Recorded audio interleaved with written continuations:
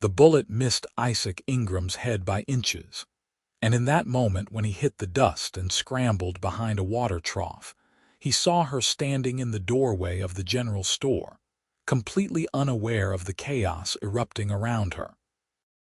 She was arranging a display of canned goods with such careful attention that she didn't even flinch when another shot rang out, didn't turn when men shouted warnings, didn't seem to register that the entire street of Animas Forks, Colorado, had erupted into gunfire. Isaac watched in horror as she continued her work, serene and focused, while bullets whizzed past the storefront. It wasn't until the store owner grabbed her shoulder and physically pulled her inside that Isaac understood something he couldn't quite name yet, something that would change the entire course of his life. The shootout ended as quickly as it began. 2 cattle rustlers lay dead in the street, and Sheriff Morrison was already organizing men to clear the scene. Isaac stood up slowly, dusting off his worn denim pants and checking his hat for holes. His hands were steadier than they should have been, but then again, he'd been working cattle drives since he was 15. And at 24, gunfights weren't exactly new territory. What was new was the feeling in his chest, the way his heart kept pounding even though the danger had passed, the way his eyes kept drifting back to that storefront where the girl had been standing. He'd been in Animas Forks for 3 days, having signed on with a cattle outfit that was using the mountain town as a temporary base before the big drive to Denver. The year was 1884, and the mining boom had turned this remote Colorado settlement into something resembling civilization, though it sat at over 11,000 feet, and the air was thin enough to make newcomers dizzy. Isaac had grown up in Texas, worked his way through New Mexico and Arizona, and this was his first real taste of the high country. He liked it better than he'd expected. The mountains were harsh but beautiful, and there was an honesty to the people here that appealed to him. He crossed the street, his boots crunching on the gravel, and pushed open the door to the general store.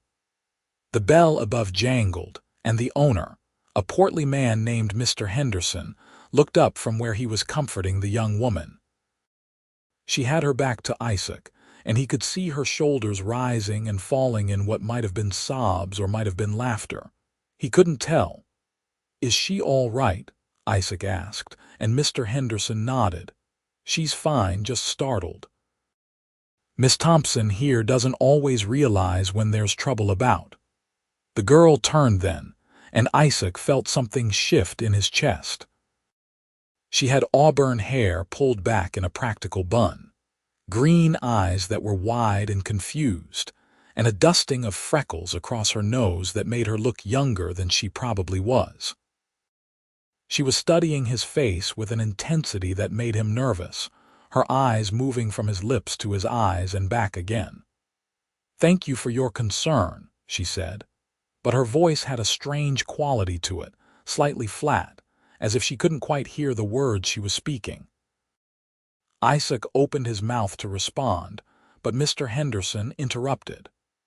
"Miss Grace Thompson came here 6 months ago from Pennsylvania," he explained, and there was something weighted in the way he said it. "She's our new schoolteacher, though school won't start up again until after the thaw next spring. She's been helping me in the store to earn her keep." Grace was watching Isaac's face again with that same intense focus, and suddenly he understood. The way she'd ignored the gunfire. The flat quality to her voice, the way her eyes never left a person's mouth when they spoke.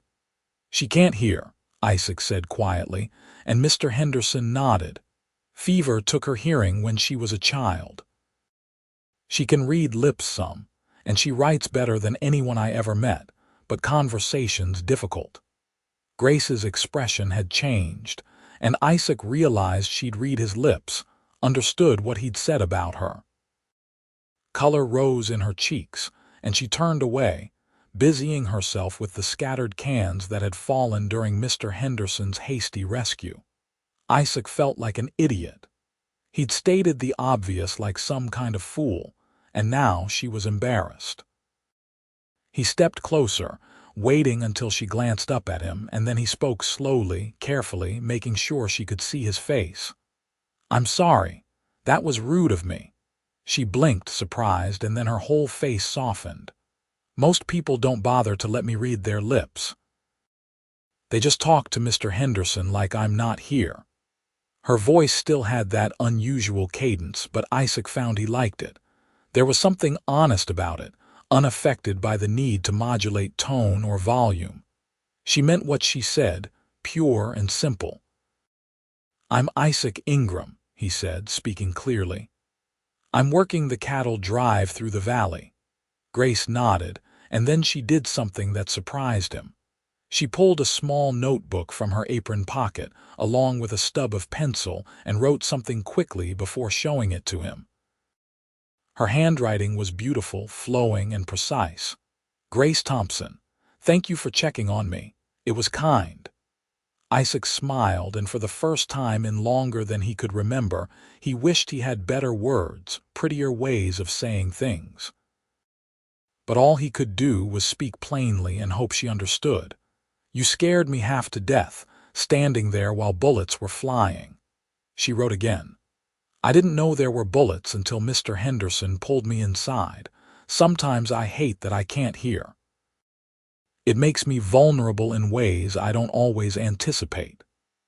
There was a sadness in her eyes when she showed him those words, and Isaac felt a fierce protectiveness rise in his chest. He barely knew this woman, but he wanted to tell her she wasn't vulnerable, that he'd make sure nothing happened to her, that she was probably braver than half the men in this town just for living her life the way she did. Instead, he just nodded and said, "Well, I'm glad you're safe." She smiled at him then, a real smile that lit up her whole face, and Isaac knew he was in trouble. He left the store a few minutes later, his mind spinning. He had work to do, cattle to check on, equipment to repair before the drive to Denver started in a week. But all he could think about was Grace Thompson and the way she'd looked at him, really looked at him, like she was trying to memorize his face. That night, Isaac sat in the bunkhouse he shared with 5 other cowboys, trying to focus on mending a tear in his saddle bag. The other men were playing cards, drinking whiskey, and telling stories about women they'd known in various towns. Isaac usually joined in, but tonight his mind was elsewhere.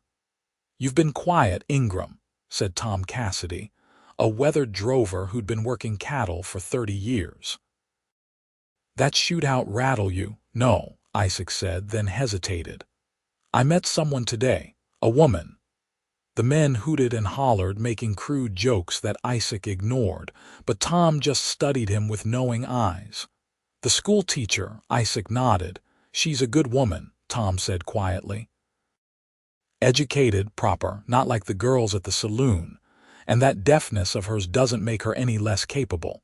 I've seen her handle difficult situations with more grace than most folks who can hear just fine." "She seems remarkable," Isaac agreed. "Then why are you sitting here?" Tom asked. "Go talk to her." Isaac shook his head. "We're leaving for Denver in a week. I'll be gone for months. What's the point in starting something I can't finish?" Tom laughed, a dry sound. "Boy, life doesn't wait for convenient timing. If you like her, you better let her know before someone else does." But Isaac didn't go see Grace that night. Instead, he lay in his bunk, staring at the rough wooden ceiling, and thought about what it would be like to court a woman he couldn't simply talk to. He thought about the notebook and pencil she carried, the way she watched faces so intently, the isolation she must feel in a world of sound she couldn't access. And then he thought about writing to her. The idea came to him fully formed, like something he'd always known but never articulated. If he couldn't talk to her, couldn't make her hear his voice, he could write to her. He could put down on paper all the things he wanted to say, all the thoughts that crowded his mind. And maybe, just maybe, she'd write back. The next morning, Isaac went to the general store with a specific purpose. Grace was there, helping a miner's wife select fabric for a dress. She glanced up when he entered and something flickered in her eyes. Recognition, maybe pleasure. Isaac's heart beat faster. He browsed the store until the other customer left, and then he approached the counter where Grace stood. He'd prepared what he wanted to say, had practiced the words in his mind. Speaking slowly and clearly, he said, "Miss Thompson, I wondered if I might write to you. Letters, I mean. I'm not good at talking, but I'm decent with a pen, and I thought maybe we could get to know each other that way." Grace's eyes widened and she reached for her notebook, but her hands were shaking slightly as she wrote. When she showed him the paper, he read, "You want to write to me, even though you're leaving soon, especially because I'm leaving soon," Isaac said. "I'll be back. The outfit I work for uses Anima's forks as a base, and when I'm gone, I'll write to you every night if you'll read what I send." She stared at him for a long moment, and Isaac wondered if he'd overstepped, if this was too forward, too presumptuous. But then she smiled, that same brilliant smile from yesterday, and wrote, "I would like that very much. No one has ever wanted to write to me before." Something in Isaac's chest cracked open at those words. How could no one have wanted to write to her? She was intelligent, beautiful, clearly capable. But he knew why. Because people saw her deafness first and her humanity second. Because they assumed communication would be too difficult, too much work. Well, Isaac had never been afraid of hard work. "I'll bring you a letter tonight," he promised. "You can read it when you have time, and if you want to write back, I'll be at the boarding house on 3rd Street. She nodded, still smiling, and Isaac left the store feeling like he'd just roped the moon. That night, sitting at a rickety table in his rented room, Isaac stared at a blank piece of paper for nearly an hour. He'd promised to write to her, but now that he was faced with the actual task, he didn't know where to begin. What did you say to a woman you barely knew but couldn't stop thinking about? Finally, he just started writing, letting the words come as they would. "Dear Grace," he wrote, "I'm not a man of fancy words or pretty speeches. I grew up on a ranch in Texas, the youngest of 4 boys, and I learned to work cattle before I learned to read properly. My mother died when I was 12, and my father followed her 2 years later, leaving me and my brothers to fend for ourselves. My oldest brother took over the ranch. My middle brothers stayed on to help him, and I hit the trail because I couldn't stand the idea of living the rest of my life in one place, doing the same thing every day. I've been drifting for 6 years now, working cattle drives, picking up odd jobs, seeing the country. I never thought much about settling down or building a life with someone. But then I saw you standing in that doorway yesterday, so focused on your work that you didn't notice the world falling apart around you, and something in me shifted. I know we just met. I know I'm leaving in less than a week. But I wanted you to know that I see you, really see you, not just your deafness but you. You're brave and capable and beautiful, and I'd like the chance to know you better, even if it has to be through letters at first. I'll understand if you don't want to pursue this. I have nothing to offer you but rough hands and an uncertain future. But if you're willing to give me a chance, I promise I'll write to you every single night, no matter where I am or how tired I am. You deserve to be seen, to be heard, even if hearing means reading words on a page instead of listening to a voice. Yours truly, Isaac Ingram." He read it over 3 times, almost tore it up twice, but finally folded it and sealed it in an envelope. Tomorrow he'd give it to her, and whatever happened after that would be up to fate. Isaac delivered the letter to the general store the next morning, handing it to Mr. Henderson when Grace was in the back room. "Could you give this to Miss Thompson?" he asked, suddenly feeling like a nervous schoolboy. Mr. Henderson took the envelope with a knowing smile. You're not the first young man to be taken with her, but you might be the first one who figured out how to actually court her. I'll make sure she gets it." Isaac spent the rest of the day in an agony of uncertainty. What if she thought his letter was too forward? What if she wasn't interested? What if she was offended by his presumption? But when he returned to his boarding house that evening, there was an envelope waiting for him at the front desk. His name was written on it in that same beautiful, flowing handwriting he'd seen in her notebook.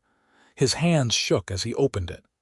"Dear Isaac," she'd written, "I received your letter this morning, and I have read it 4 times already. I don't know what to say except that your words moved me deeply. You're right that we barely know each other, and yes, the timing is far from perfect. But I believe that meaningful connections don't wait for convenient moments. They happen when they happen, and we either embrace them or spend the rest of our lives wondering what might have been. You asked if I'd give you a chance, but I think I should ask you the same question. I'm not an easy person to love. My deafness complicates things in ways you might not anticipate. I can't hear music or laughter or the sound of rain on a roof. I can't hear the words I love you spoken out loud. I miss out on conversations, on jokes, on the casual interactions that bind people together. Some days I feel like I'm living in a world made of glass, where I can see everything but am separated from it by an invisible barrier. But your letter made me feel less alone than I have in years. You see me, you said, and Isaac, I see you too. I see a man who works hard, who values honesty, who isn't afraid of things that are difficult. I see someone who could break my heart or mend it, and I'm willing to take that risk if you are. So yes, write to me every night if you want. Tell me about your days, your thoughts, your dreams. And I'll write back, sharing pieces of myself I've never shown anyone else. Maybe through words on a page we can build something real. Maybe distance and silence won't matter as much as connection and understanding. I hope so. I really hope so. Yours, Grace. Isaac read her letter 5 times before he finally put it down. His chest felt too full, like there wasn't enough room for everything he was feeling. He'd expected maybe a polite response, a cautious agreement to correspond. Instead, she'd given him honesty, vulnerability, hope. He wrote back immediately, telling her about his day, about the cattle he'd been checking on, about the mountains that surrounded Anima's Forks, and how they made him feel small in the best possible way. He told her about his fears that he wasn't good enough for her, about how he wished he had more education, more prospects.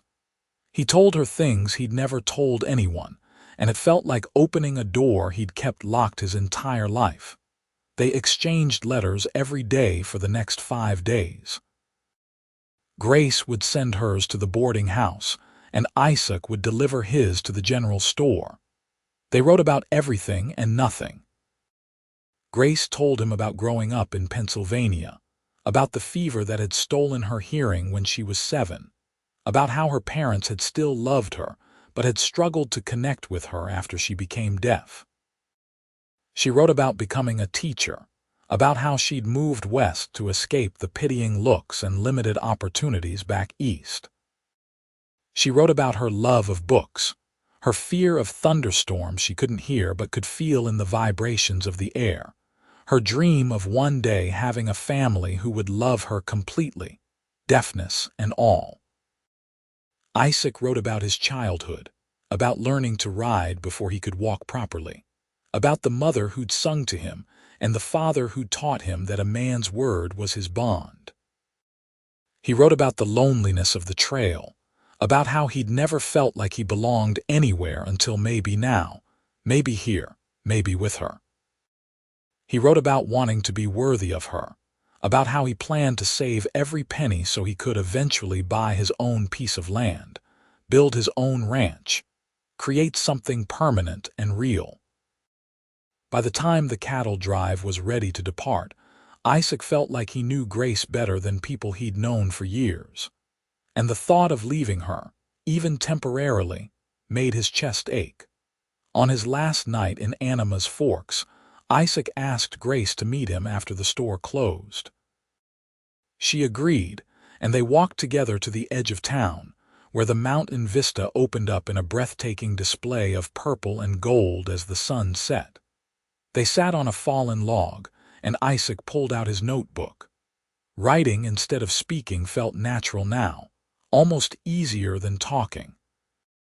"I don't want to leave," he wrote, showing her the page. She took his pencil and wrote below his words, "I don't want you to go, but I understand you have to."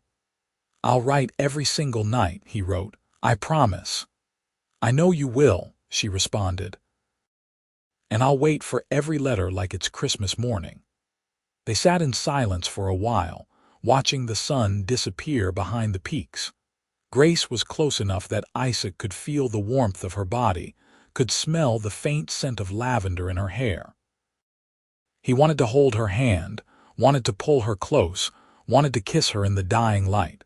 But it felt too soon, too presumptuous.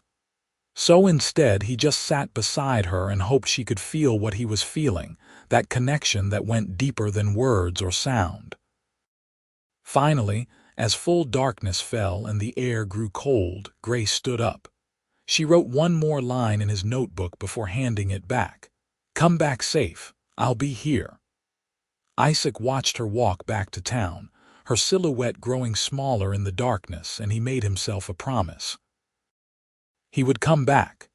He would save his money, work as hard as he could, and he would build a life worthy of Grace Thompson. And he would write to her every single night without fail, because she deserved to know she wasn't alone, that someone was thinking of her, that she mattered. The cattle drive to Denver took 3 weeks through mountain passes and across high plains. It was hard work, 16-hour days in the saddle, dealing with ornery steers and unpredictable weather.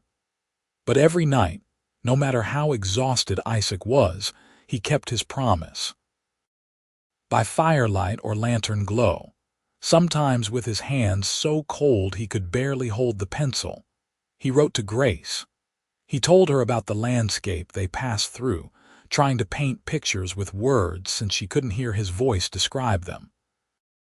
He told her about the other men on the drive, about Tom Cassidy, who'd become a mentor of sorts, about young Billy Harper, who was on his first cattle drive, and reminded Isaac of himself 6 years ago. He told her about close calls with stampedes, about the time they had to cross a swollen river, and he thought for sure they'd lose half the herd.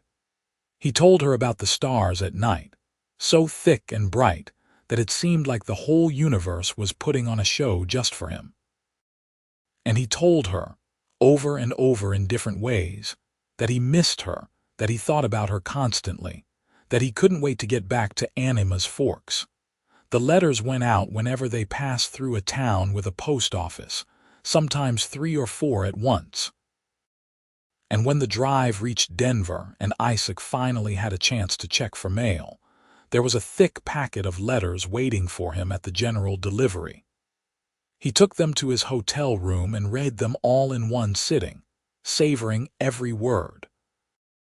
Grace wrote about her days in Anima's Forks, about helping Mr. Henderson with inventory, about starting to prepare lessons for the school year that would begin in a few months. She wrote about the other people in town, about Mrs. Chen, who ran the boarding house and made the best dumplings Grace had ever tasted, about Sheriff Morrison, who always tipped his hat to her and spoke slowly so she could read his lips. She wrote about feeling more connected to the world through Isaac's letters than she'd felt in years of living in it. And she wrote that she was counting the days until he returned, that his letters were the best part of her day, that she found herself falling for him more with every word he sent. That last admission made Isaac's heart race. She was falling for him. This remarkable, intelligent, beautiful woman was falling for him. The cattle sale in Denver went well, and Isaac's share of the profit was larger than he'd expected. He immediately put most of it in a bank account, the start of his dream fund for buying land. But he kept enough to buy Grace a present, something to show her he was thinking of her.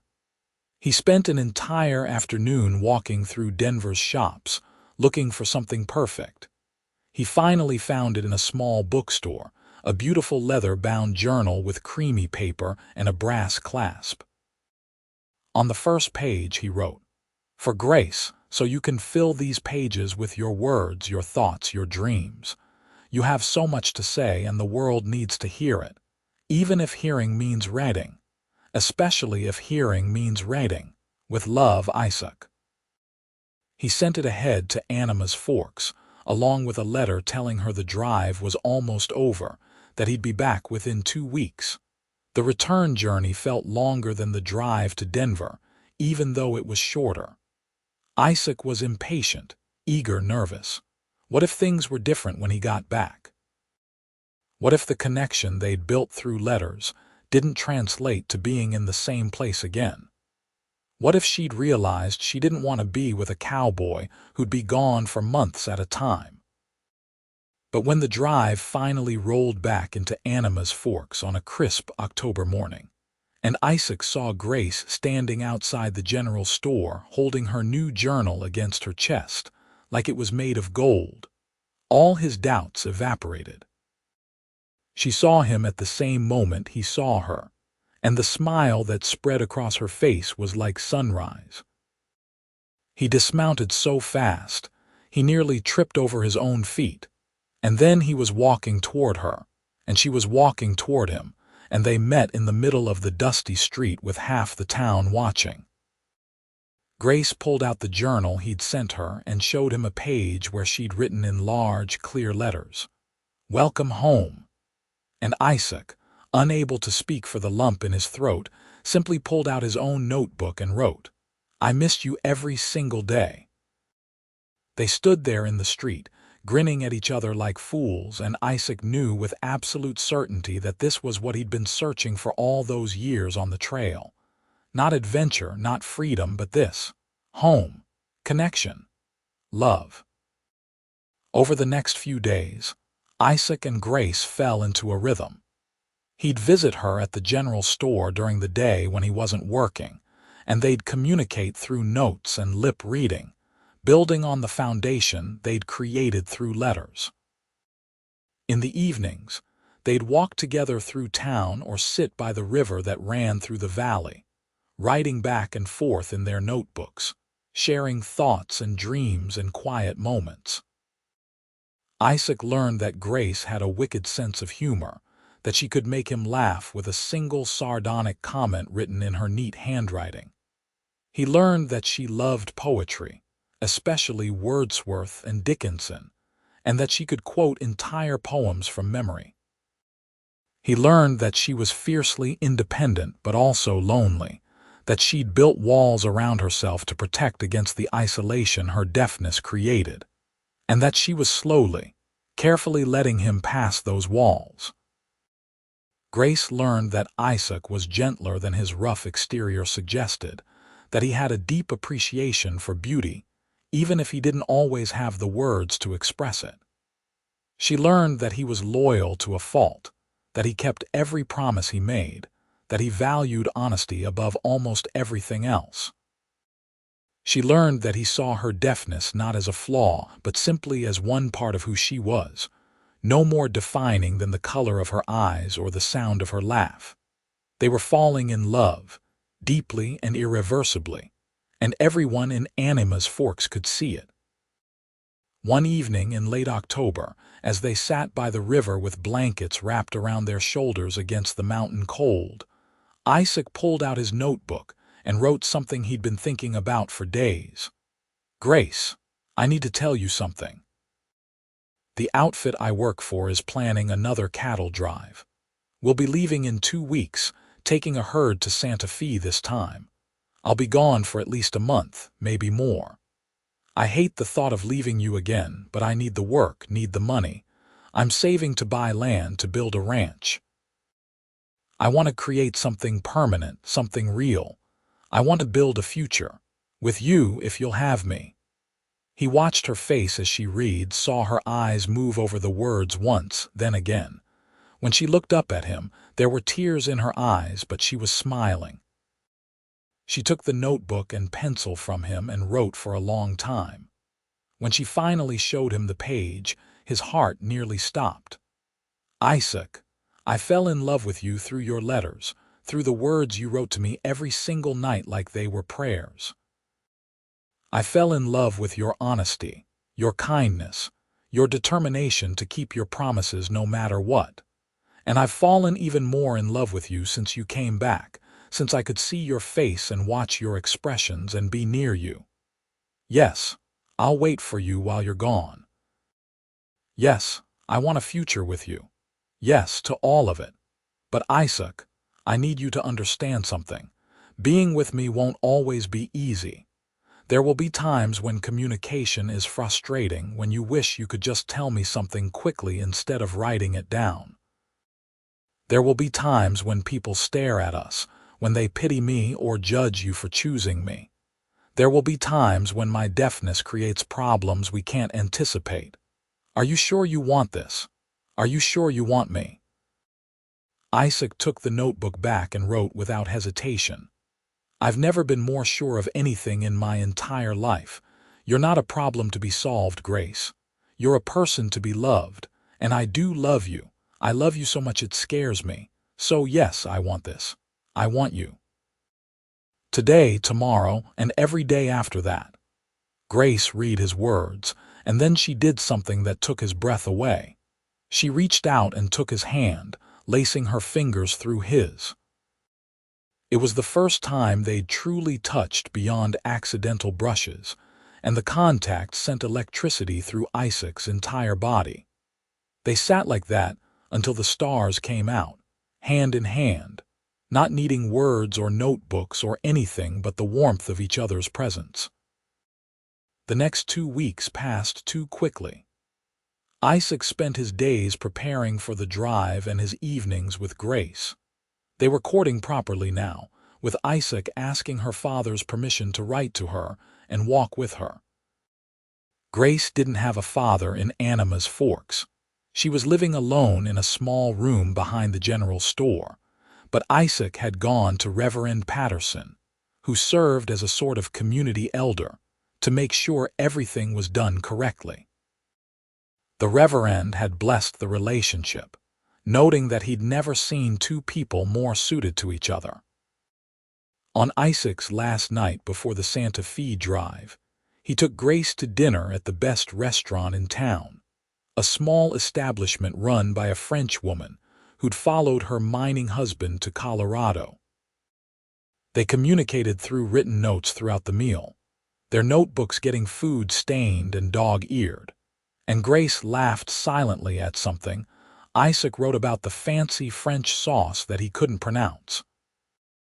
After dinner, they walked to the edge of town again, to the spot that had become theirs. The November air was frigid and Isaac could see his breath, but Grace didn't seem to notice the cold. She was reading something in her new journal, a small smile on her face. She showed him the page. I've been writing poetry again. I haven't written poetry since before I lost my hearing, but you've inspired me. You've made me feel like I have something to say again. Can I read it? Isaac wrote, and Grace hesitated for a moment before nodding. She turned to a different page and handed him the journal. The poem was titled Silent Symphony, and it was beautiful. She wrote about the sound of his pen on paper, the only sound she needed to hear.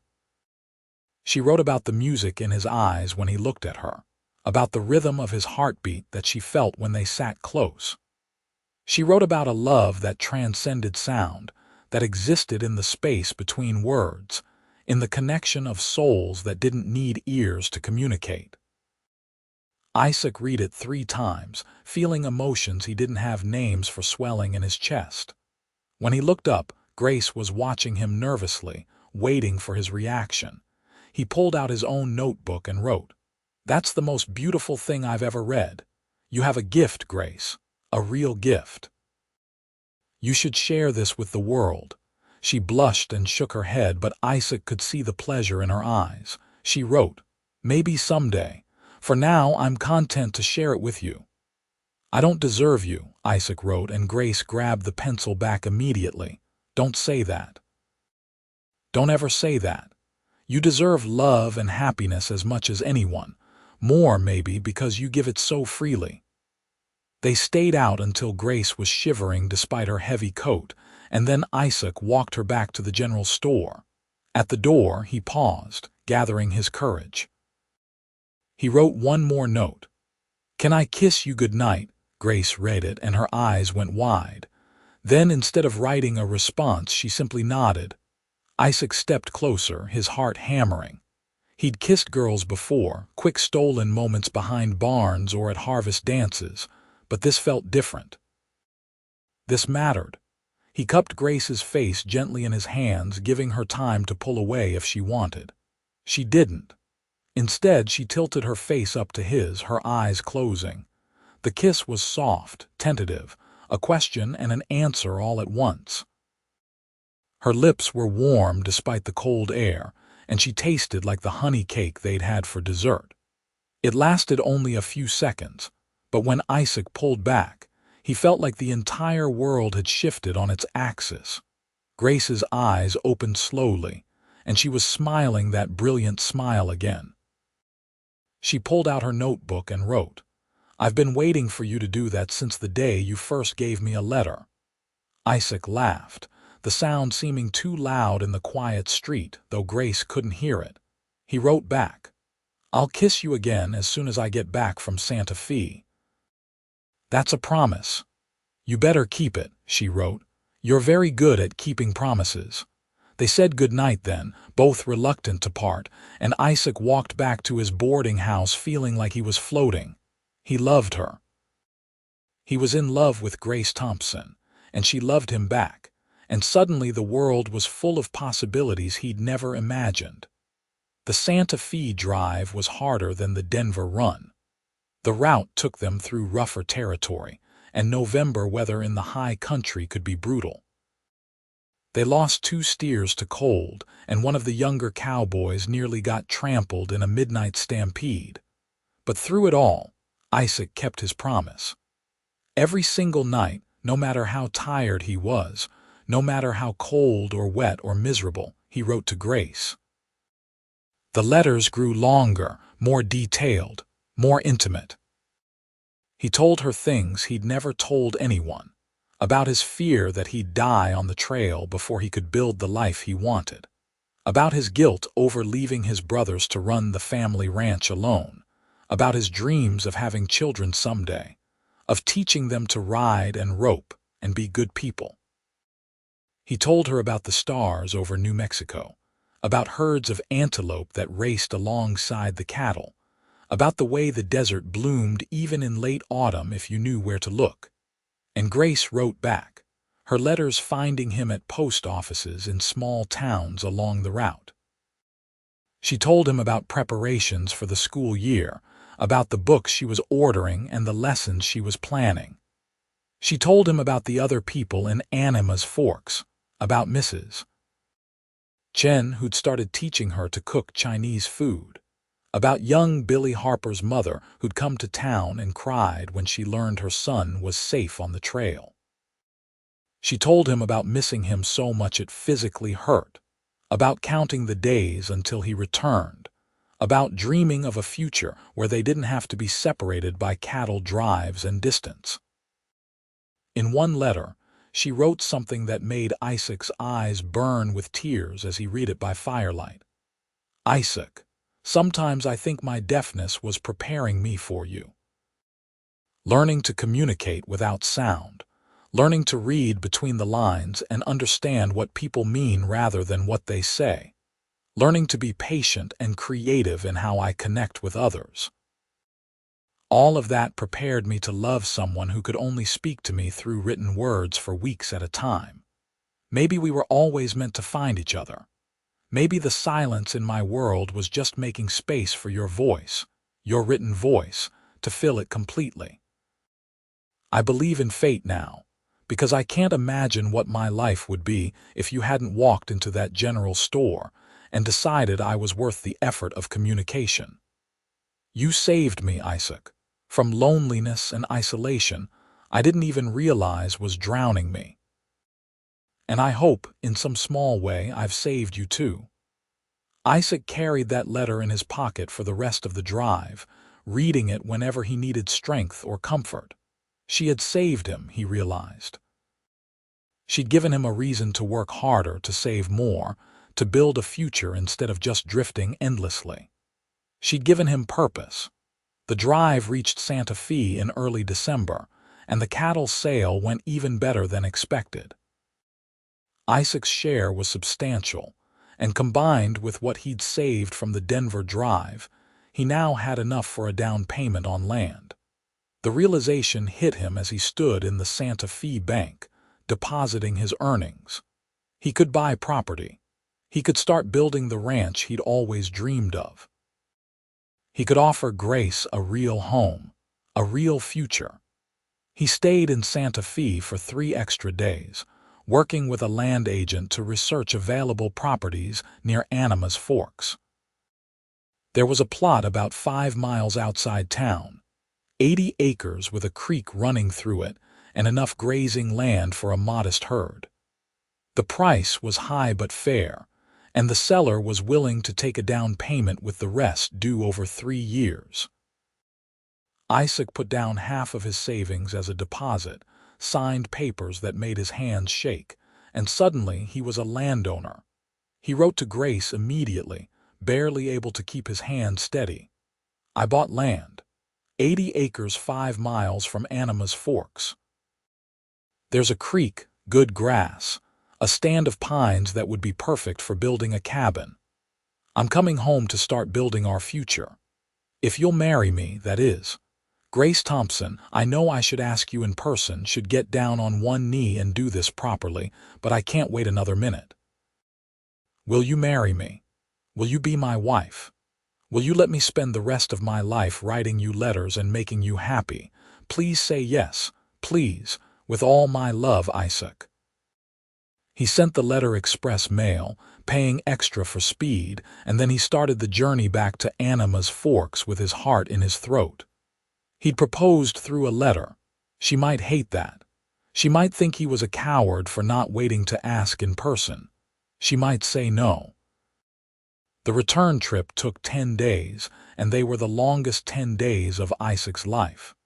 He stopped at every post office along the route, hoping for a response, but there was nothing. Maybe she hadn't received his letter yet. Maybe she had received it and needed time to think. Maybe she'd read it and decided he was presumptuous and foolish. By the time Isaac rode into Animas Forks on a gray December afternoon, he was convinced he'd ruined everything. He went straight to the general store, his heart pounding, his mouth dry. Grace was behind the counter, helping a customer select Christmas ribbon. She looked up when the door opened, and the moment she saw Isaac, her face transformed. She said something to the customer, likely an excuse, and then she was moving around the counter, walking toward him quickly. She pulled out her notebook and showed him a page. On it, in large letters underlined 3 times, she'd written just one word. Yes. Isaac felt his knees go weak with relief. Yes, he said out loud, even though she couldn't hear him, and then he wrote it in his own notebook. Yes. You'll marry me.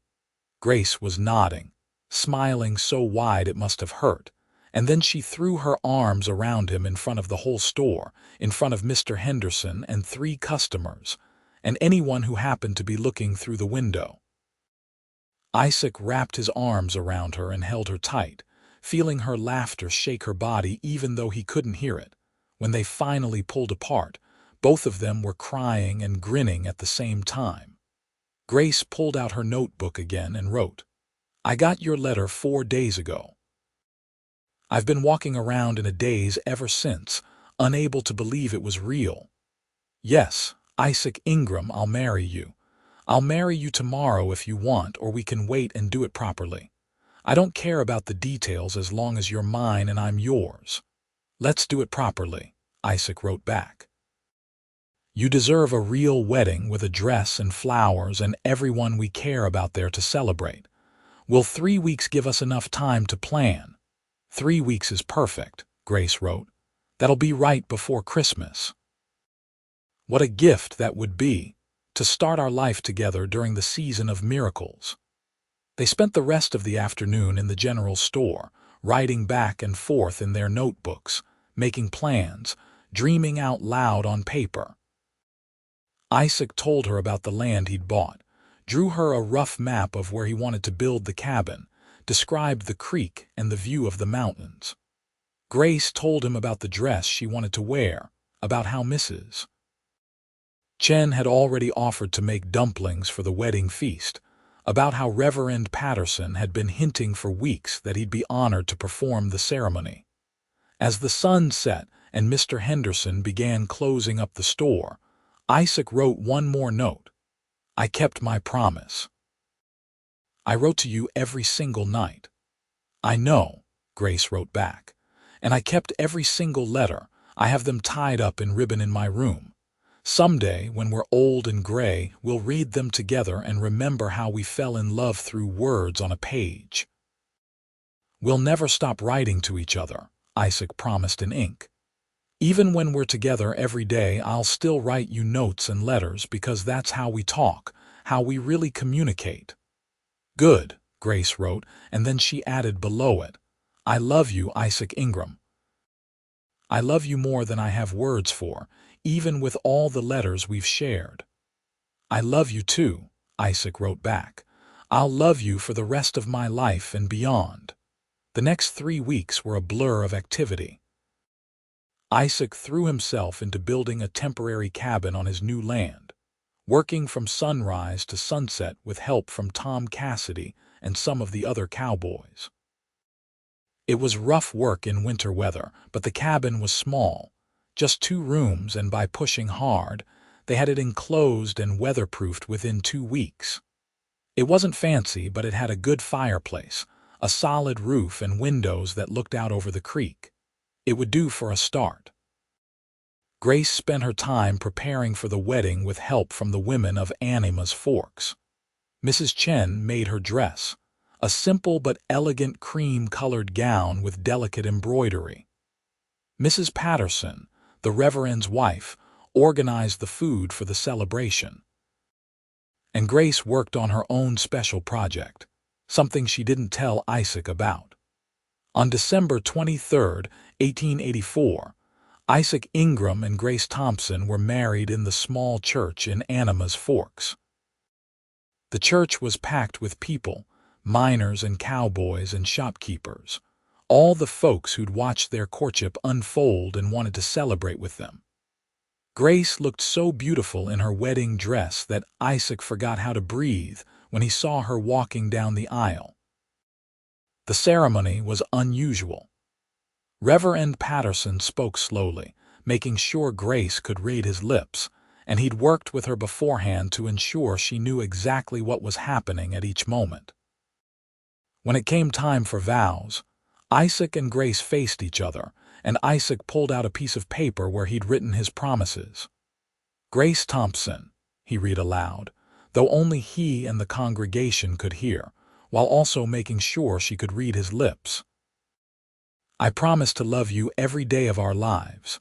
I promise to talk to you, really talk to you, through notes and letters and any other way we can find. I promise to see you, all of you, not just your deafness or your strengths, but the whole complicated, beautiful person you are. I promise to work hard to build us a life, a home, a family. I promise to make you laugh, to comfort you when you're sad, to stand by you in good times and bad. And I promise to write to you, even when you're in the next room, because that's our language, that's how we found each other, and I never want to lose that. I love you, Grace. I'll love you forever. There wasn't a dry eye in the church when he finished. Grace pulled out her own paper, her hands shaking slightly as she prepared to read her vows. She couldn't hear her own voice, but she spoke anyway, wanting to give Isaac the gift of her voice even if she couldn't monitor how it sounded. "Isaac Ingram," she said, her voice still having that flat quality but filled with emotion. "You saw me when I was invisible. You heard me when I was silent. You loved me when I felt unlovable. I promise to be your wife, your partner, your friend. I promise to support your dreams and help you build our future. I promise to be patient when communication is hard, to be creative in how we connect, to never give up on us. I promise to write back when you write to me, to read every word you send like it's scripture, to treasure the language we've built together. You've given me hope, joy, and love beyond measure. I'll spend the rest of my life trying to give you the same. I love you, Isaac. I love you with everything I am." Reverend Patterson pronounced them husband and wife, and when Isaac kissed Grace, the whole church erupted in applause that Grace couldn't hear but could feel in the vibration of the wooden floor beneath her feet. The celebration afterward was raucous and joyful. There was food and music and dancing, though Grace couldn't participate in the dancing the way others did. Instead, Isaac held her close and swayed gently, and she followed his lead, feeling the movement even if she couldn't hear the fiddles and banjos. As the party wound down and the sun set, Isaac and Grace prepared to leave for their new cabin. But before they left, Grace handed Isaac a package wrapped in brown paper. "Open it," she wrote in her notebook. Isaac unwrapped it carefully and found a leather-bound book, similar to the journal he'd given her but larger. When he opened it, he saw that she'd copied every single letter they'd exchanged, his and hers both, in her beautiful handwriting. There were over 100 pages, a complete record of their courtship, their falling in love. "So we never forget," she'd written on the first page. "So our children and grandchildren can read these someday and know that love can transcend any barrier, even silence. So the world knows that we found each other through words, through determination, through refusing to let anything keep us apart."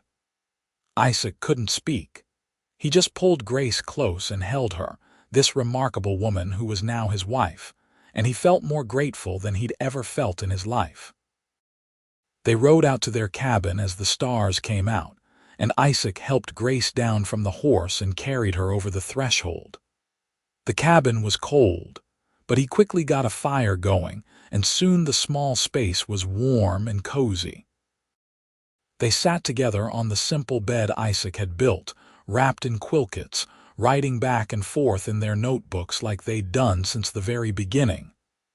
"I can't believe we're married," Grace wrote. "I can't believe this is real." "It's real," Isaac wrote back.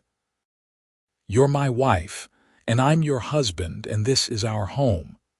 The first home we'll build together, but not the last. I'm going to make this ranch the best in Colorado, and I'm going to fill this cabin and the bigger house I'll build someday with love and laughter and children if we're blessed with them." "Children," Grace wrote, and Isaac could see the wonder in her eyes. "I want children so much, Isaac. But I worry. What if they're deaf like me? What if I can't hear them cry when they need me?" "Then we'll figure it out," Isaac wrote firmly. "Together. If our children are deaf, we'll love them and teach them to be strong like their mother. If they can hear, we'll teach them to value communication in all its forms, to never take the gift of sound for granted. Either way, they'll be ours and they'll be loved." Grace read his words with tears in her eyes, and then she set the notebook aside and kissed him, deeply and passionately. And Isaac, who'd spent his whole life drifting without anchor, finally felt like he was home. The winter was harsh, but Isaac and Grace barely noticed. They were cocooned in their little cabin, building a life together day by day. Isaac worked on improving the property, repairing fences and building a small barn for the horses and cattle he planned to buy in the spring. Grace made the cabin into a home, sewing curtains, cooking meals on the fireplace, organizing their few possessions into something resembling order. They wrote to each other constantly, even though they lived in the same small space. Isaac would leave notes for Grace to find, tucked into her coat pocket or under her pillow or mixed in with the dishes. Grace would write responses and leave them in his boots or his saddle bag. It became a game, a treasure hunt of words, and it kept their connection strong and fresh. In early January, Grace told Isaac something that made his heart nearly burst with joy. She wrote it in her journal, then showed him the page. "I think I might be with child. It's too early to be certain, but my body feels different. Is it too soon to hope?" "It's never too soon to hope," Isaac wrote back, his hand shaking with emotion. "Grace, if you're carrying our baby, if we're going to be parents, that's the best news I've ever received. We'll do this together. I promise." 2 weeks later, Grace confirmed it with the doctor who rode through Anima's Forks once a month. She was pregnant, due sometime in late August or early September. Isaac celebrated by riding into town and buying every baby-related item the general store had, which admittedly wasn't much.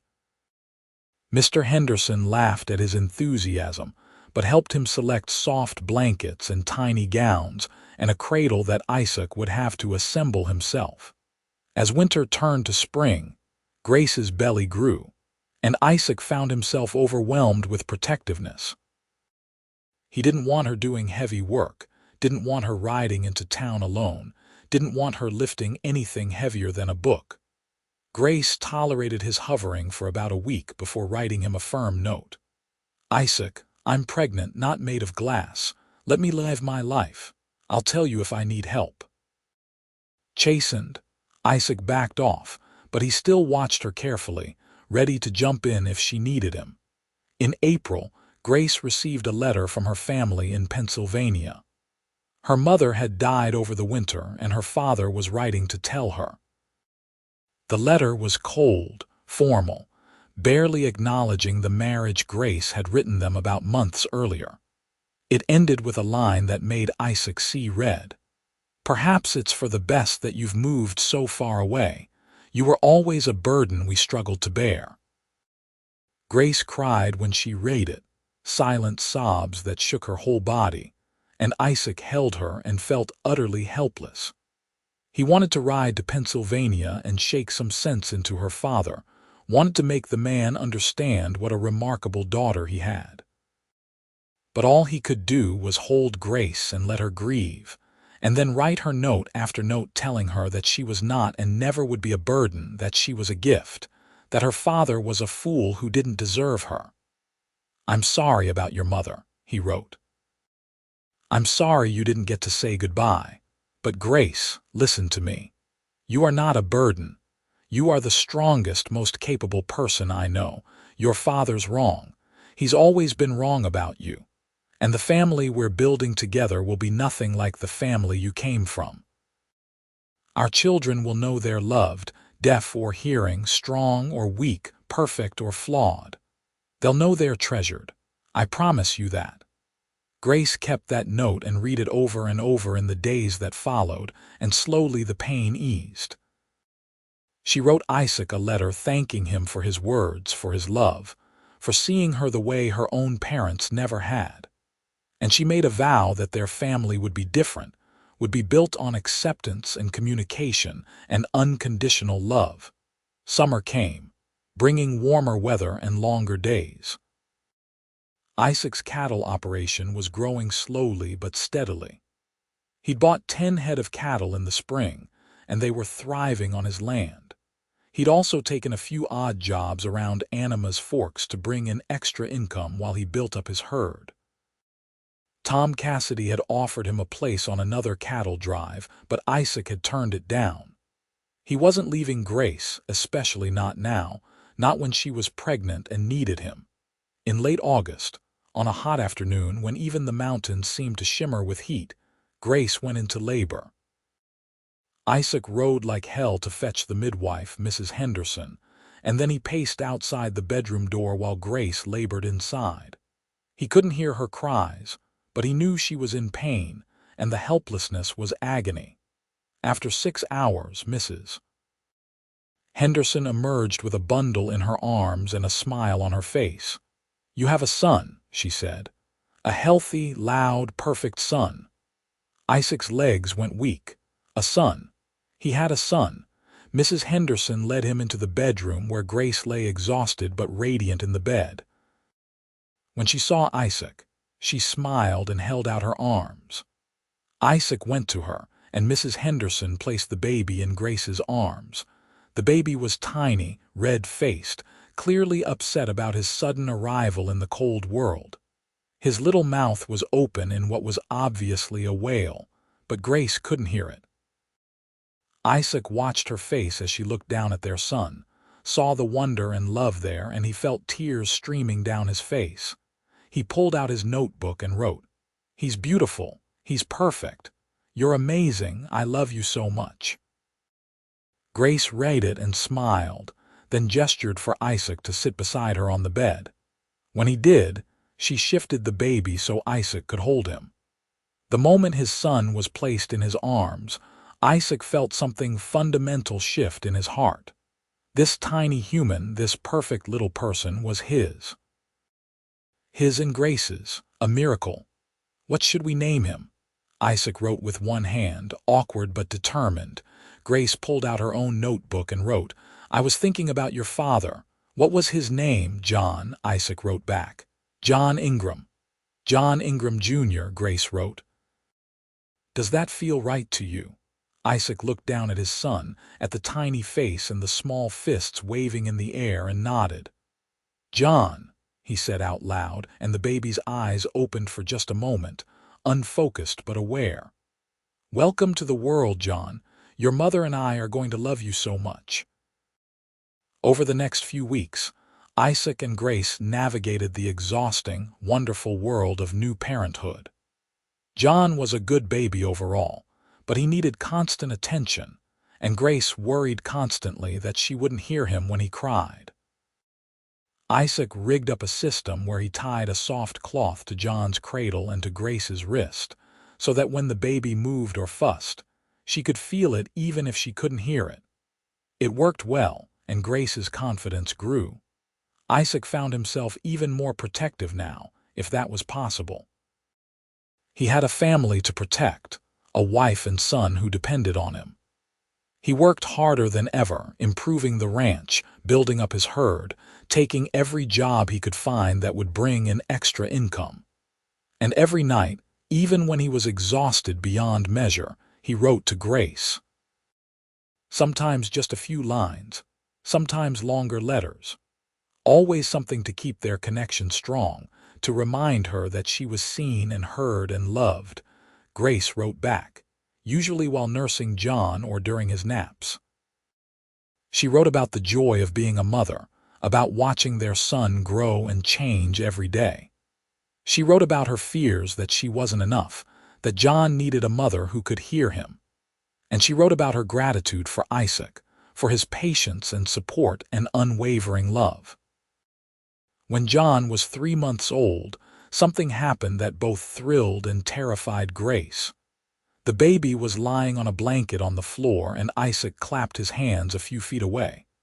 John turned his head toward the sound. "He can hear," Isaac wrote in his notebook, showing Grace. "Our son can hear." Grace stared at the words, emotions flickering across her face too fast for Isaac to identify them all. Joy, relief, sadness, fear. Finally, she wrote, "I'm glad. I didn't want him to struggle the way I have. But Isaac, what if he grows up and doesn't understand me? What if my voice embarrasses him, or he doesn't want to communicate the way we do?" "That will never happen," Isaac wrote firmly. "We'll raise him to respect and value all forms of communication. We'll teach him sign language as he grows, and writing and lip reading. He'll grow up bilingual in a sense, fluent in both sound and silence. And he'll love you for exactly who you are, because that's what we'll teach him." Grace wanted to believe him, but Isaac could see the doubt in her eyes. So he wrote more. "Grace, you're an incredible mother. John's lucky to have you. Don't let fear steal your joy. Our son is healthy and perfect, and he's going to grow up in a home filled with love and communication and respect. That's all any child needs."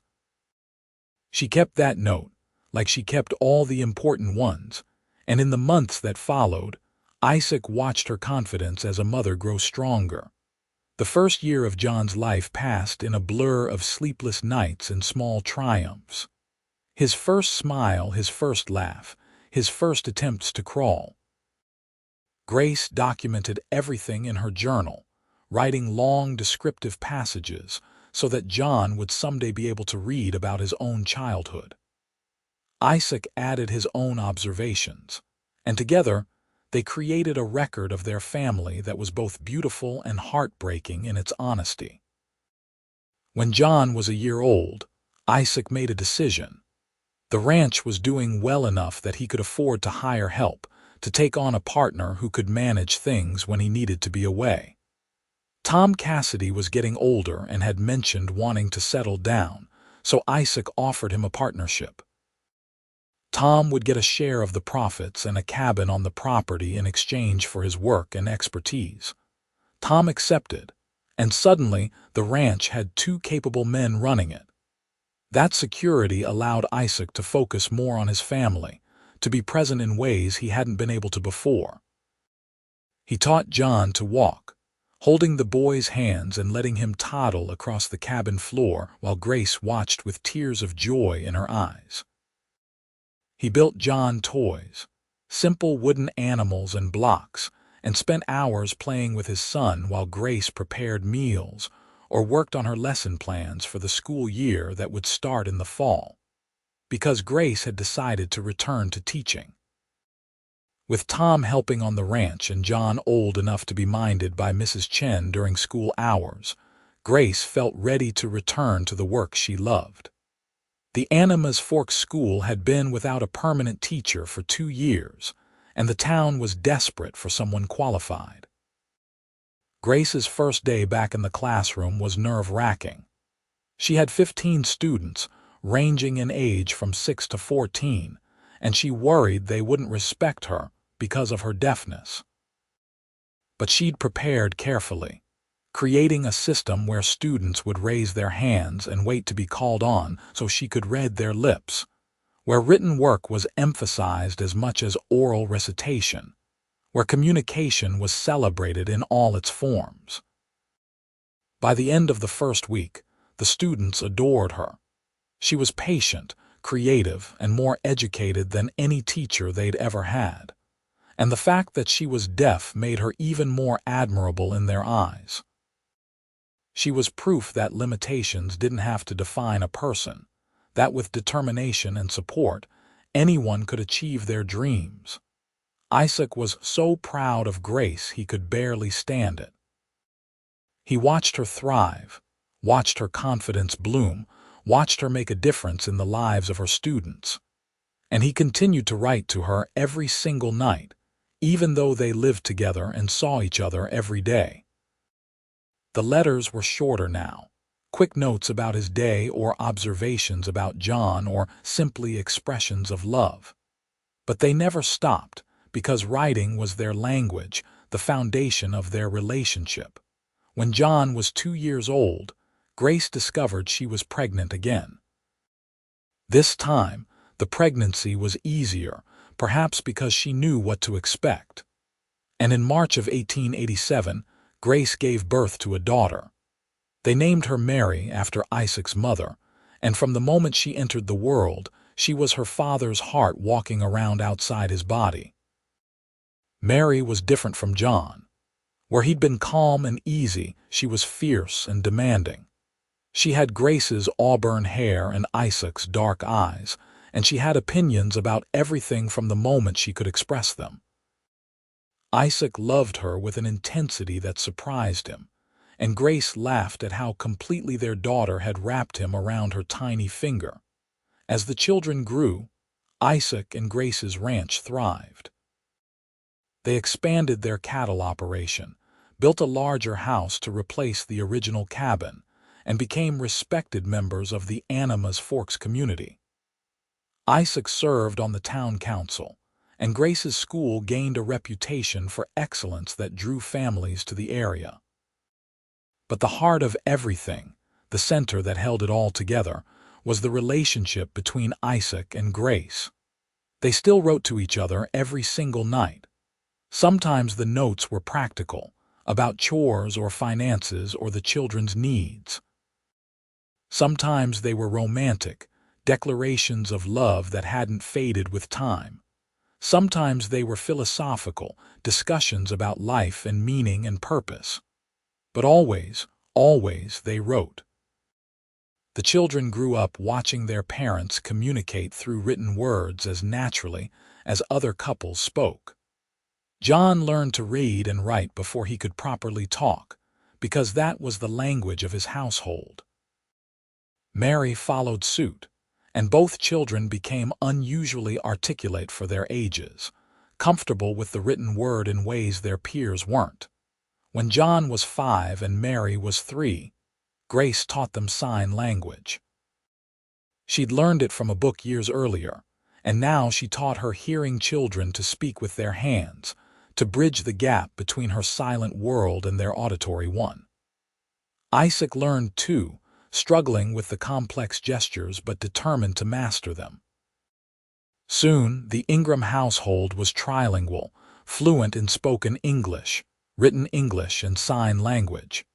It made their family unique, set them apart from others in Anima's Forks, but Isaac and Grace didn't care. They were teaching their children that communication came in many forms, that love transcended language barriers, that family meant accepting and celebrating differences. In 1891, when Isaac was 31 and Grace was 29, tragedy struck. Tom Cassidy, who'd become like a father to Isaac and a beloved uncle to the children, had a heart attack while working cattle. He died in Isaac's arms, his last words a request that Isaac take care of the ranch and remember him fondly. Tom's death hit the whole family hard. Isaac grieved for the man who'd mentored him, who'd helped him build his dreams. Grace mourned the friend who'd always treated her with respect and kindness. The children cried for Uncle Tom, who'd carved them toys and told them stories. The night after Tom's funeral, Isaac sat down and wrote Grace the longest letter he'd written since their courtship. He poured out his grief, his fear that he couldn't manage the ranch alone, his gratitude for Tom's years of partnership and friendship. He wrote about mortality and legacy, about wanting to build something that would outlast him, that would provide for Grace and the children long after he was gone. Grace read the letter with tears streaming down her face, and then she wrote back a letter of her own. She reminded Isaac that he wasn't alone, that they were partners in every sense of the word. She wrote about strength and resilience, about how they'd overcome every obstacle they'd faced by facing it together. She wrote about faith, about believing that Tom's death wasn't meaningless, that his legacy lived on in the ranch he'd helped build and the family he'd loved. They sat up all night, writing back and forth, working through their grief on paper. And by morning, they'd reached a place of acceptance. Tom was gone, but his impact remained. The ranch would continue. The family would thrive. Life would go on because that's what the living did. Isaac hired new ranch hands to replace Tom, but none of them became partners the way Tom had been. Isaac didn't want that. The ranch was his and Grace's now, a family operation that they'd pass on to their children someday. As the 1890s progressed, the Ingram family continued to grow and thrive. John grew into a thoughtful, intelligent boy who loved books and learning.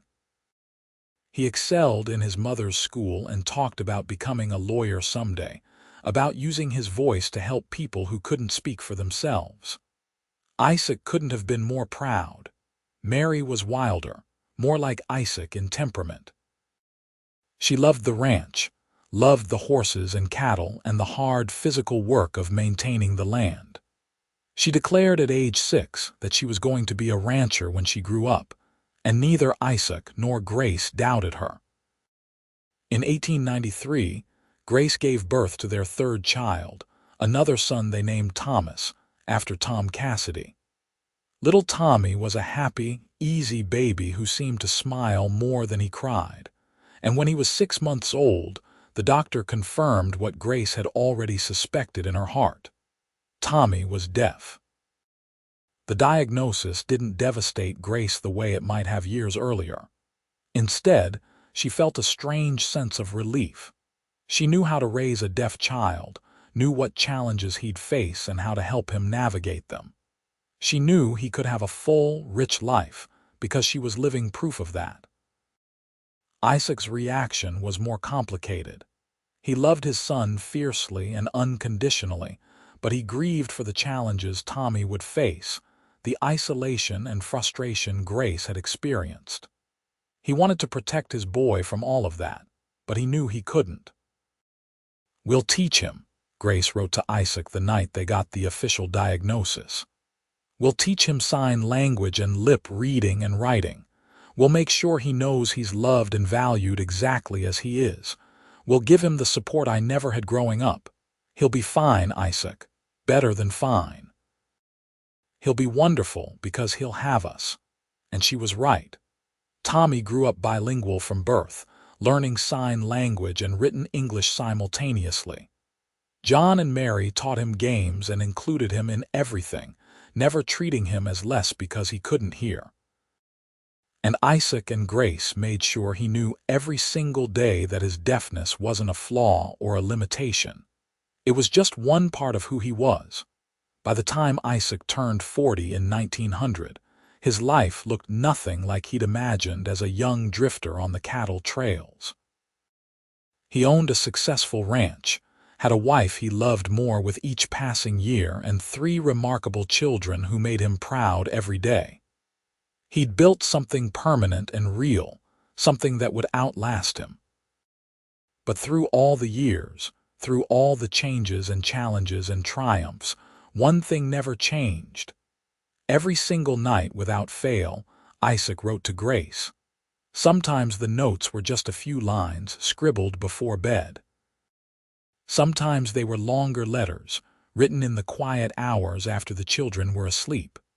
But always, always he wrote. And Grace wrote back, filling journals and notebooks with her responses, her thoughts, her love. Their bedroom was lined with shelves holding years of correspondence, a written record of their life together that was more comprehensive than any diary or memoir. On their 15th wedding anniversary, Grace gave Isaac a gift that made him cry. She'd taken their favorite letters from over the years and bound them into a book, with hand-drawn illustrations of important moments in their life. The birth of each child, the building of their house, Tom Cassidy's funeral, everyday moments of joy and struggle. It was beautiful and heartbreaking and perfect. "This is our story," she wrote in the front of the book. "The story of how a cowboy and a deaf woman fell in love through letters, through determination, through refusing to let silence divide them. The story of how we built a family and a life against all odds. The story of how we proved that love doesn't need sound to be heard, that connection transcends language, that the most important conversations happen in the space between words. I love you, Isaac Ingram. I've loved you since the day you walked into that general store and decided I was worth the effort. I'll love you until my dying breath and beyond. Thank you for seeing me. Thank you for hearing me. Thank you for writing to me every single night for 15 years. You saved my life in ways you'll never fully understand. Yours forever, Grace." Isaac read those words over and over, his vision blurred with tears. He thought he was the lucky one, the rough cowboy who'd somehow won the heart of an educated, remarkable woman. But Grace made him sound like a hero, like he'd done something extraordinary by simply loving her. He wrote back in the book, adding his own note below hers. "Grace, you're wrong about one thing. You saved my life, not the other way around." Before you, I was drifting, purposeless, alone even in crowds. You gave me a reason to stop moving, to build something real, to become a better man. You taught me that communication is about connection, not just words. You showed me that strength comes in many forms, that limitations are often just opportunities in disguise. Every letter I've written to you, every word I've put on paper, has been my attempt to give you even a fraction of what you've given me. I love you more than I have words for, which is saying something given how many words I've written to you over the years. You're my heart, my home, my everything. And I'll keep writing to you every single night until the day I die, because that's how I talk to you, how I really talk to you, and I never want that conversation to end. Yours forever, Isaac. As the years passed, the Ingram children grew into adults. John went away to college in Denver, studying law just as he'd always planned. He came home regularly, always eager to see his family and help on the ranch during breaks. Mary stayed close to home, working the ranch alongside Isaac and learning everything he could teach her about cattle and land management. And Tommy, their youngest, became a teacher like his mother, specializing in education for deaf children. He traveled throughout Colorado, teaching families sign language and helping deaf children access education. Isaac and Grace couldn't have been more proud of any of them. In 1905, John brought home a young woman he wanted to marry. Her name was Sarah, and she was kind and intelligent and perfect for their eldest son. The wedding was beautiful, held on the ranch with half of Anima's Forks in attendance. And when John and Sarah had their first child a year later, making Isaac and Grace grandparents, it felt like the circle of life completing itself in the most beautiful way. Mary married a few years later, a fellow rancher named Robert who understood her fierce independence and supported her dreams of expanding the family cattle operation. They built a house on the far edge of Isaac and Grace's land and ran their own herd while still partnering with the larger family ranch. Tommy fell in love with one of his students' mothers, a widow named Clara who was deaf like him. Their courtship was quiet and private, conducted entirely in sign language and written notes, and when they married in 1910, it was the second wedding in Isaac and Grace's family where the vows were signed rather than spoken. Through it all, through weddings and births and the slow march of time, Isaac kept his promise. Every single night for over 25 years, he wrote to Grace. The letters evolved over time, became shorter and simpler as they grew older, but they never stopped. "Still love you," he'd write on nights when exhaustion pulled at him. "Love you more," she'd write back. "Impossible," he'd respond, and she'd draw a smiley face next to her final "prove it tomorrow." In 1915, Isaac turned 55 and started feeling his age. The years of hard ranch work had taken their toll on his body, and arthritis was making it harder to write. His hands shook sometimes, and forming letters became painful. But he refused to stop writing to Grace, even when she told him it was okay, that they were together every day, that he didn't need to keep the tradition. "I need to," he wrote, his handwriting shakier than it used to be but still legible. "This is how we talk. This is us. I'll write until I can't hold a pen anymore, and even then I'll find a way." Grace cried when she read that, and she wrote back, "You've given me a lifetime of words, Isaac." Thousands and thousands of letters, more love expressed on paper than most people get in spoken vows over 50 years of marriage. You've kept every promise you ever made to me, especially the one about writing every single night. I'm so grateful, so blessed, so deeply, completely in love with you. In 1918, the Spanish flu hit Anima's Forks hard. The town lost dozens of people, young and old, healthy and weak. The Ingram family was terrified. isolating themselves on the ranch and praying they'd be spared. They were mostly. Grace caught the flu and was terribly sick for 2 weeks, delirious with fever, barely able to stay conscious. Isaac nursed her through it, rarely sleeping, constantly afraid he was going to lose her. During that time, he wrote to her anyway, even though she was too sick to read the letters. He wrote about his fear, his love, his desperate hope that she'd survive. He wrote about their life together, about every moment he treasured, about how much he needed her. And he left the letters on her bedside table so that, when she recovered, if she recovered, she could read them and know that even in her darkest hour, he'd been talking to her. Grace did recover, slowly and painfully. And when she was finally strong enough to sit up and read, Isaac gave her the stack of letters he'd written during her illness. She read them all in one sitting, crying and laughing and holding them to her chest. "You're going to make me cry until I'm dehydrated," she wrote when she finished.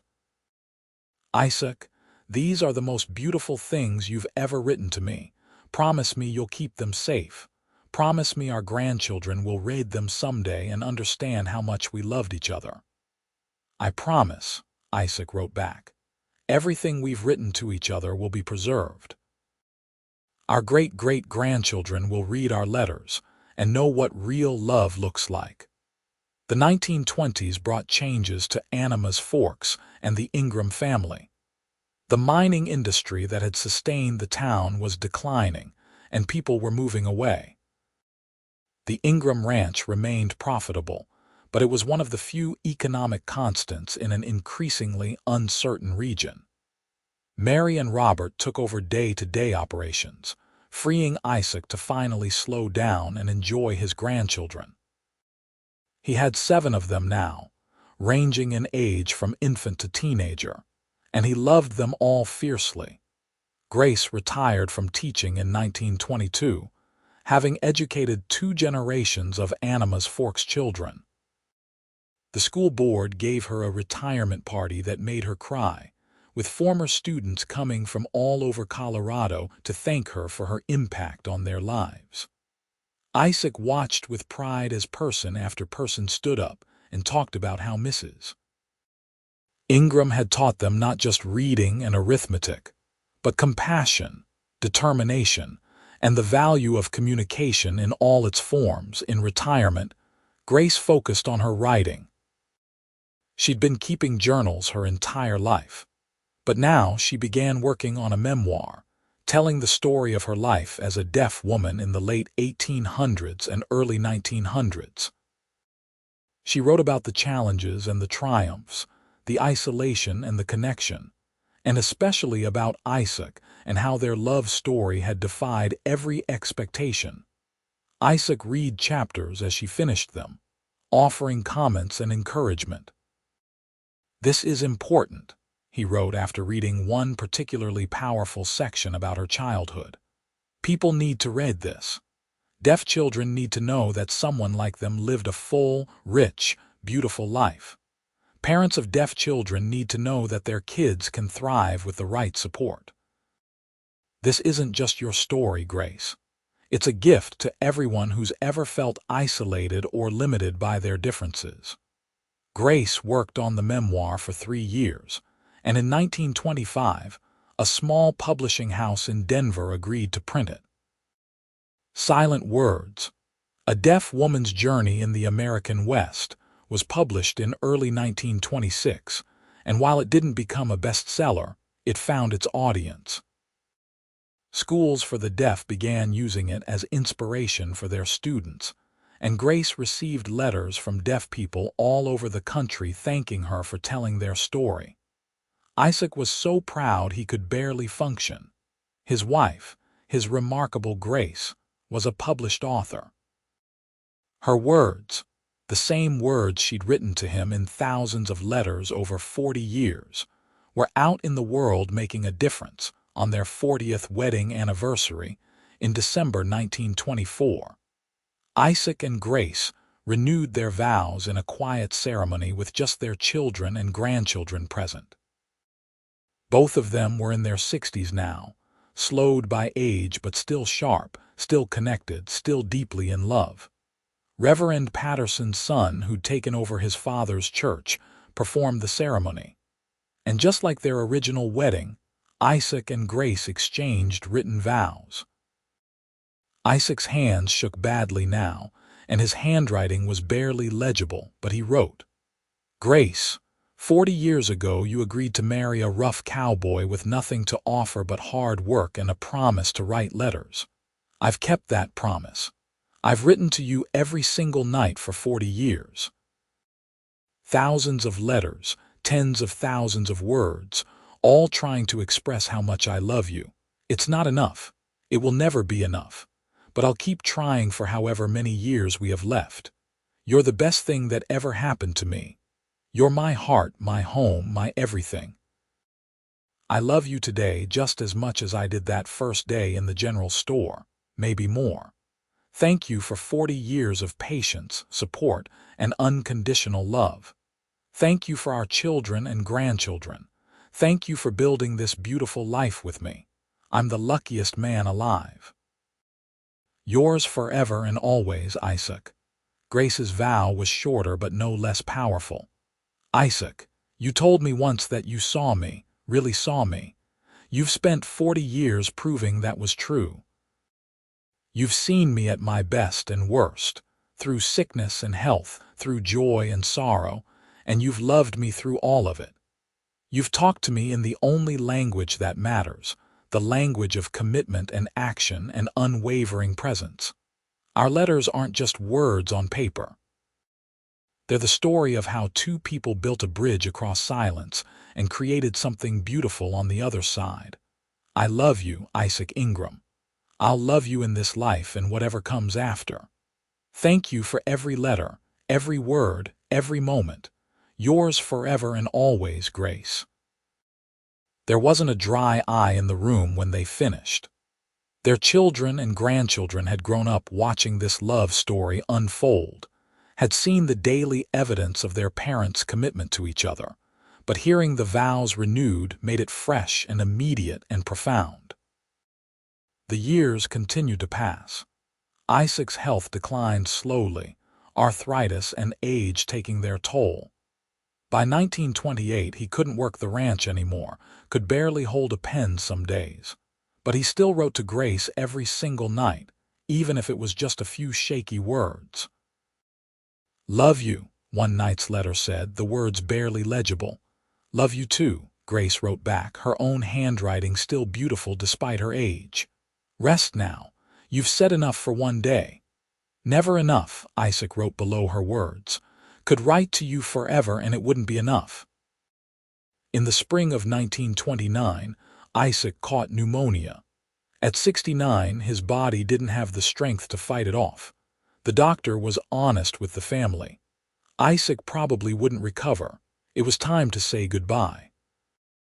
The children gathered, bringing the grandchildren to say farewell to their grandfather. Isaac was in and out of consciousness, but during his lucid moments, he was clear about what he wanted. He wanted Grace beside him, wanted her hand in his, wanted to spend his last hours the way he'd spent his best hours, connected to her. On what turned out to be his last night, Isaac asked for his notebook and pencil. His children worried it would tire him too much, but Grace understood. She brought him the materials and helped steady his hand. With tremendous effort, Isaac wrote one final letter to his wife. "My dearest Grace, I'm not afraid of dying. I've lived a full, rich, beautiful life, and almost all of that was because of you. But I'm sad to leave you, sad to break my promise of writing to you every single night. Please forgive me for that. Please know that if there's any way to send you letters from whatever comes next, I will. You're the love of my life, the reason I stopped drifting and started building. You gave me purpose, family, joy beyond measure. When people ask what my life was about, the answer is simple. It was about you. About loving you, supporting you, trying to be worthy of you. I hope I succeeded at least a little. I hope our children and grandchildren understand what we built together, this legacy of love and communication and refusing to let anything divide us. I love you, Grace Thompson Ingram. I've loved you since the moment I saw you in that doorway, oblivious to the gunfire around you. I'll love you until my last breath, which I think is coming soon. And I'll love you beyond that, whatever shape that love has to take. Thank you for saying yes when I asked you to marry me through a letter. Thank you for 45 years of patience and partnership. Thank you for being you, for letting me love you, for loving me back. Wait for me if there's a place where we can meet again. And if not, know that my love for you transcends time and space and even death. Yours forever, always and beyond, Isaac. Grace read the letter with tears streaming down her face, and then she wrote her own response, holding the notebook where Isaac could see it even though his eyes were half closed. Isaac, you kept every promise you ever made to me, including the one about writing every single night. You've written to me for 45 years without fail.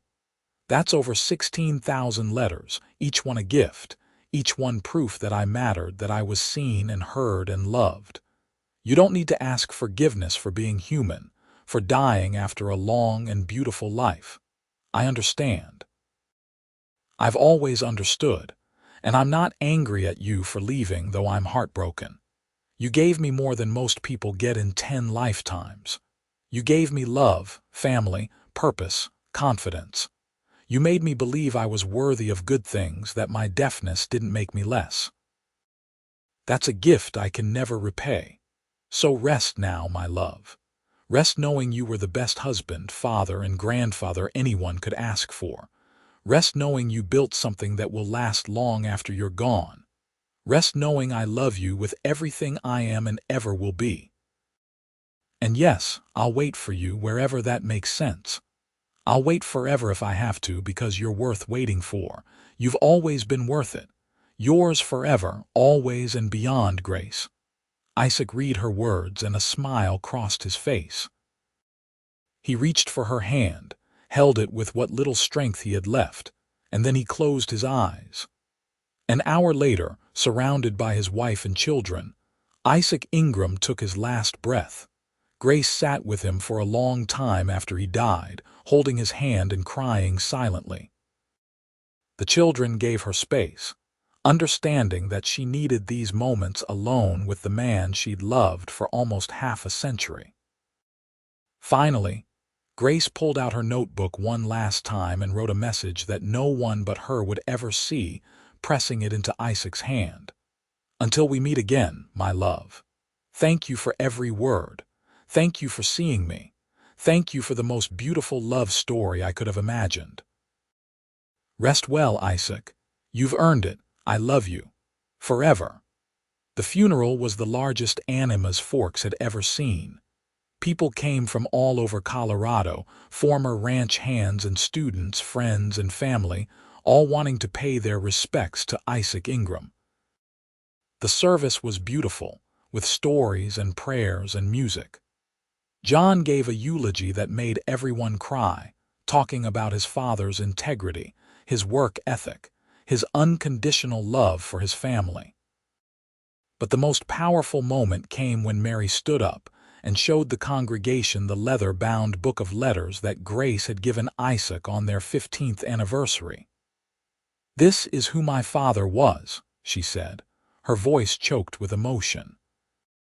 A man who wrote to his wife every single night for 45 years. A man who understood that love wasn't just a feeling but an action, a choice made over and over again. A man who refused to let anything, even something as fundamental as his wife's inability to hear, prevent him from communicating with her fully and deeply. My father wasn't perfect, but he was persistent. He was committed.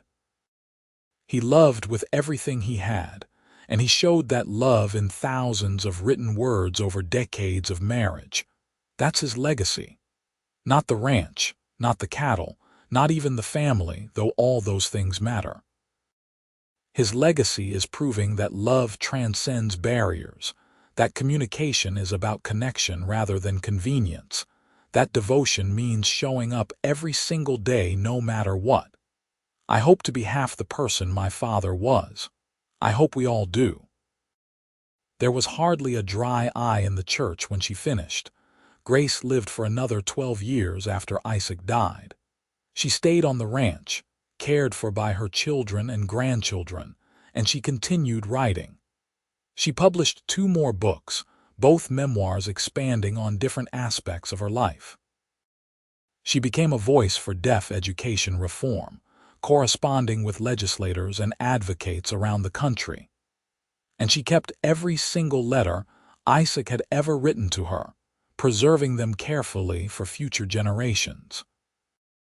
In the evenings, Grace would sit in her room and reread Isaac's letters, choosing different ones each night.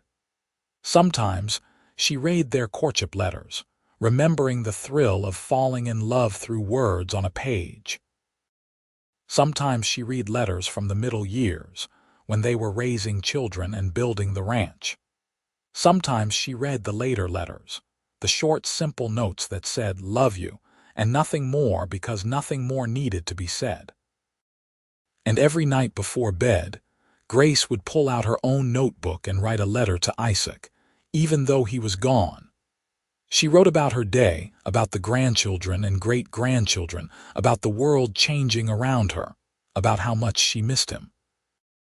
She kept these letters private, but they served the same purpose the original letters had. They were communication, connection, a bridge across the silence. Grace died peacefully in her sleep in December 1941, just days before her 81st birthday. Her children found her in her bed, a notebook clutched to her chest. The last entry, written the night before she died, was addressed to Isaac. "Saw the doctor yesterday. He says my heart is weakening, that I probably don't have much time left. I'm not afraid.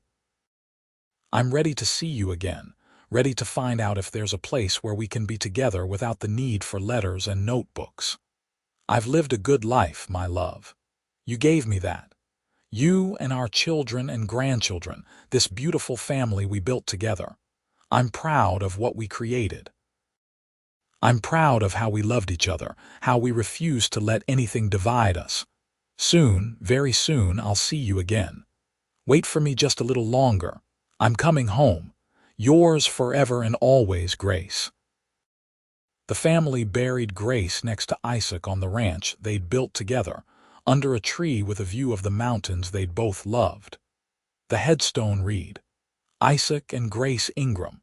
They talked in written words, loved in action, and built a legacy that transcends silence.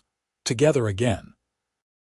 The children preserved all the letters, all 16,000 plus that Isaac had written, and all the responses Grace had sent. They bound them into volumes, created a family archive that would be passed down through generations. And they made sure their own children understood the importance of those letters, the story they told about commitment and communication, and love that transcended barriers. Decades later, in the 1980s, a great-granddaughter of Isaac and Grace's became a scholar specializing in deaf history. She discovered the letters in the family archive and recognized their historical significance. With the family's permission, she worked with a publisher to create an edited volume of selected letters, titled Silent Conversations, The Love Letters of Isaac and Grace Ingram. The book was published in 1985 and became a surprise bestseller, touching people around the world with its story of love transcending barriers. The letters inspired articles, documentaries, even a television movie. Isaac and Grace's story became known far beyond Animas Forks, Colorado, becoming a symbol of what love could be when 2 people were willing to work for it, to communicate across differences, to refuse to let anything divide them. But for the Ingram family, the letters were never about fame or recognition. They were simply the record of how 2 people had loved each other, fully and completely, for 45 years. They were proof that Isaac Ingram had kept his promise to write to Grace Thompson every single night, without fail, and that she had written back with equal devotion. They were a testament to the power of words, the importance of communication, and the truth that love doesn't need sound to be heard. The ranch still stands today, operated by Isaac and Grace's great-great-grandchildren. And in the main house, in a place of honor, sits that original leather-bound book Grace had made for Isaac on their 15th anniversary, containing their favorite letters. Visitors to the ranch can read it, can see for themselves the faded ink and worn pages, can touch the physical evidence of a love story that refused to be silenced. Isaac couldn't hear Grace when she spoke, and she couldn't hear him. But through letters, through written words exchanged every single night for 45 years, they heard each other perfectly. They built a language of their own, a method of communication that went deeper than sound ever could. And in doing so, they proved that the most important conversations are the ones that come from the heart, whether they're spoken, signed, or written on worn pages in fading ink. Their story became a legend in Anima's Forks, passed down through generations. The cowboy and the deaf schoolteacher who fell in love through letters, who built a ranch and raised a family, and proved that love transcends every barrier. The man who kept his promise to write every single night, and the woman who kept every single letter as proof that she was seen, heard, and loved beyond measure. And somewhere in whatever comes after this life, maybe Isaac and Grace are together again, finding new ways to communicate, new languages to learn. But the letters remain, preserved and protected, a permanent record of what they built together. A legacy of love written in ink on paper, as real and lasting as anything carved in stone. The end of their earthly story was really just the beginning of their eternal impact, rippling out through generations, inspiring countless others to communicate across barriers, to love despite challenges, to refuse to let anything prevent connection. Isaac wrote to Grace every single night for 45 years, and in doing so, he wrote a love story for the ages, proving that sometimes the most powerful voice is the one written in silence.